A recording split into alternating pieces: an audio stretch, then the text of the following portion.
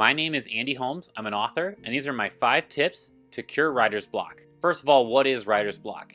It's not knowing what to write. It's not knowing what to do next. We've all seen this in the movies where the writer is staring at the blank page or staring at his word processor in a state of mental anguish, not knowing what to do next. No matter how much we write, no matter how good we are, writer's block is something that every writer runs into at some point in his career. First of all, before I jump into the 5 tips, these are things that you shouldn't do. Don't procrastinate. Don't just wait for inspiration to come. Don't wait for some external thing to come flying in out of the blue and inspire you to start writing again, and all of a sudden the words just start to come out of your mind. It doesn't work that way. Don't watch TV. Don't take a nap. Don't space out. You need to get proactive. You need to get aggressive about handling writer's block. Tip number 1 is to write every single day. When you write every single day, writer's block is way less likely to hit. If you're writing something and you put it away for a week or even a few days and then you pull it out, you're going to feel stale. It's going to be hard to get going again.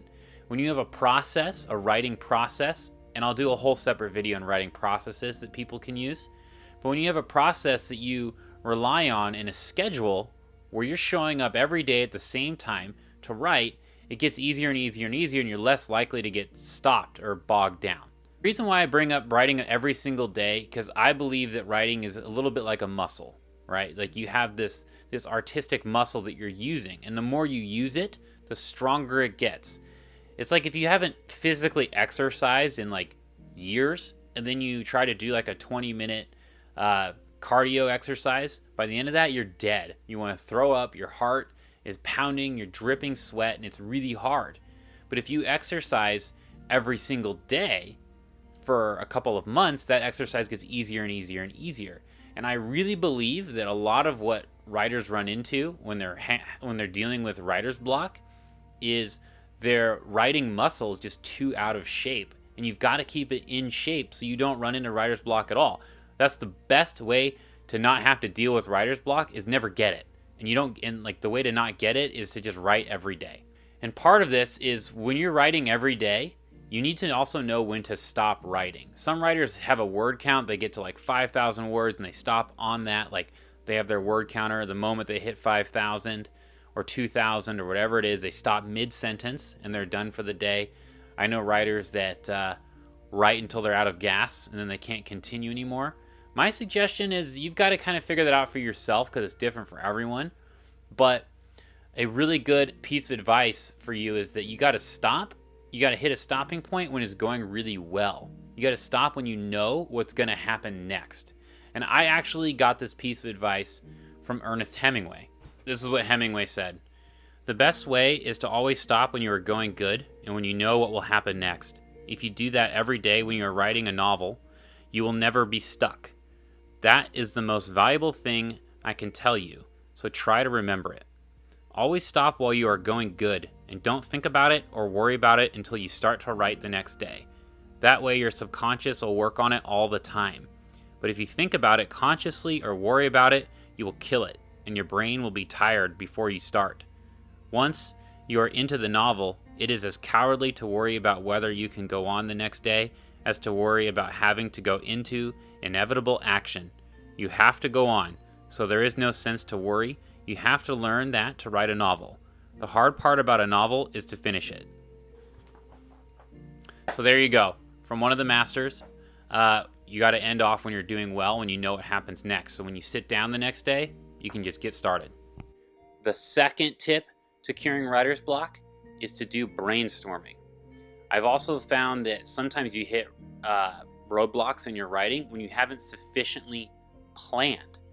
Like before you start writing a story, you might be super excited, have all this inspiration, and have all these ideas of what you want to put into the story, certain action scenes, certain twist. But then how do you put all that together? And when you get lost in this giant mess of confusion, it can cause writer's block. You lock up, then you don't end up writing anything. So there's 2 ways of brainstorming that I really like. The first one is using what's called a mind map. You used to do these in school. I hated doing them in school, but for some reason now they're my favorite thing to do.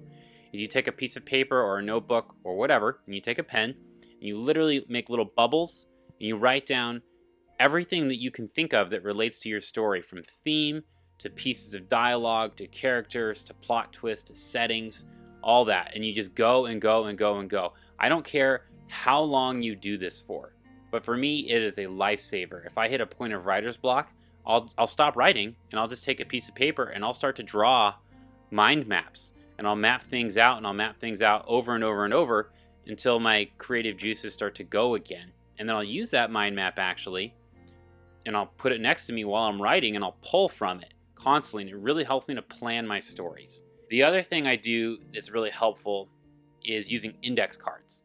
And this is really interesting because it's a little bit different than the visual form of the mind map. It's a bit more organized.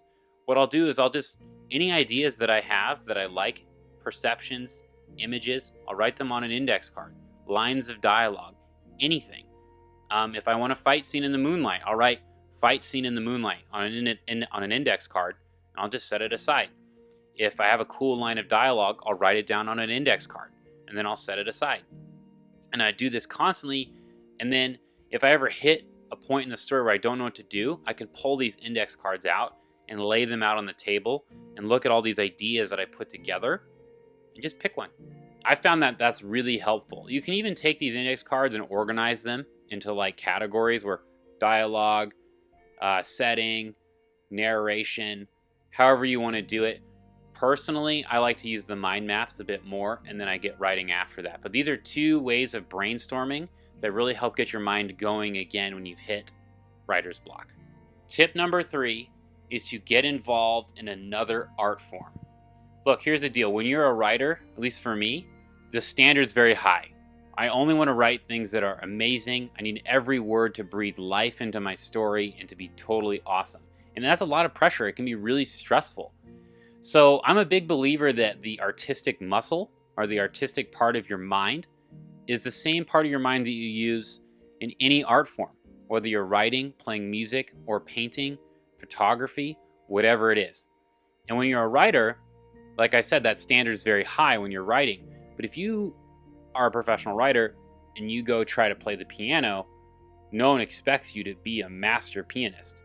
If you go pick up a camera, no one expects you to be some amazing photographer. You know, when you read a book by Hemingway or Stephen King or Dean Koontz or J.K. Rowling, you expect something. You expect a certain standard. But I guarantee you, if you picked up a book of photography by Stephen King, like of his pictures, you wouldn't be let down if they weren't like incredible, because he's a writer.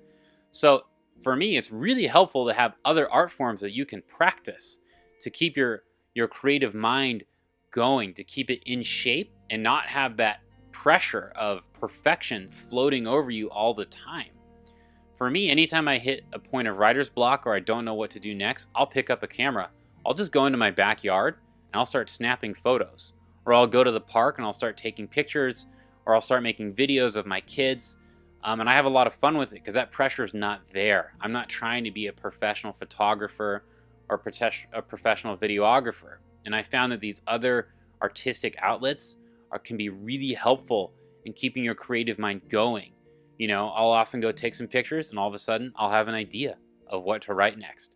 So I really suggest that you find another art form as a hobby, not to pursue professionally, but something you can do to exercise your creative muscle in another way. The 4th tip on how to cure writer's block is to do research. A lot of times I'll hit writer's block when I've done an insufficient amount of research. Research is so key. I'll give you a couple examples. I wrote a story called The Duelist, which is all about pistol dueling. And I actually had this idea because I was watching clips of his History Channel, that TV show Pawn Stars, where guys would bring in old pistols, old dueling pistols and weapons, and then the expert would come in and kind of tell the story of the gun and where it came from and why it was a famous gun or why it was valuable. And I watched hours and hours and hours of this. And by like the 30th video, I realized that I had absorbed enough information to sit down and write a fictional story about pistol dueling. But if I had an idea of like, okay, I want to go write about gunfights, but you don't know anything about guns, how to load them, how fast they fire, what it feels like to shoot a weapon, it's going to be really hard. So time spent on Google, Wikipedia, YouTube, reading books about your subject matter can really help you to figure out what you're gonna write next. If you don't know what to write next, just start researching things that interest you.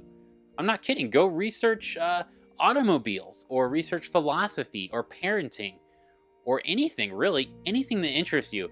And you're going to find real life stories in the research that you're studying, and you're going to find ideas and concepts that are out there in the world that you can twist or play with or interweave into your story. So some days it might not be a writing day. Someday it might be a research day, and all you do is research that day. You got to find a happy medium, though, because you don't want to find yourself just researching and not writing. Like, the only way to really get to the end of the story is to write it, but you do need to research to get there. An example of a writer who I think is really good at this is Dan Brown. If you've ever read a Dan Brown novel, they're heavily researched, heavily based in history and different really complicated concepts. And I actually read an interview with Dan Brown, and he takes an average of 2 years to finish a novel. And he spends an entire year doing nothing but research before he ever puts pen to paper. 1 year of research, 1 year of writing. That might work for you. I don't suggest that because I like to write faster than that. I don't want to put out a book every 2 years. I like to put them out every 6 months. But you do need to do a lot of research in order to have enough material to get through to the end. And a lot of writers hit writer's block simply because they haven't done the research. They don't have enough knowledge to weave into their story to keep going and get to the end.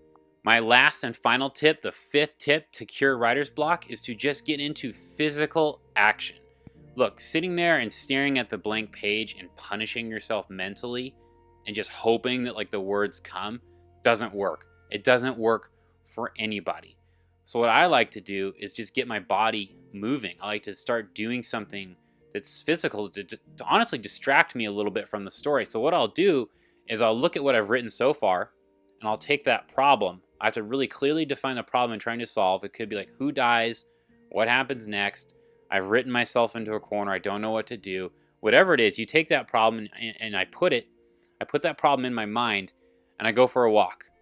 Or I'll go take a shower, or I'll do the dishes, or I'll go exercise. I'll do something that requires me to leave the writer's room, to leave my word processor or my notebook or whatever I'm writing in, and go do something else. It's important when I do this, though, that I'm not around other people. I'm not going to go have a conversation.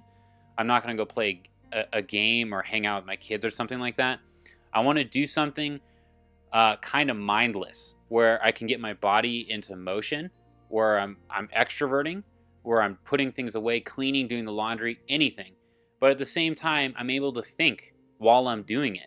My subconscious, my artistic mind is able to work at the problem as I'm folding laundry, as I'm doing the dishes, whatever it is.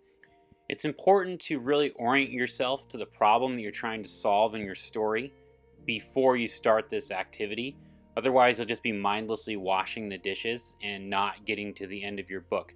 But I can't tell you how many plot, story problems, how many times I've broken through writer's block while over the sink doing dishes or folding laundry while my subconscious or artistic mind goes to work on the problem. So that's the 5th tip. Step away from the story for a little bit. Go do something else.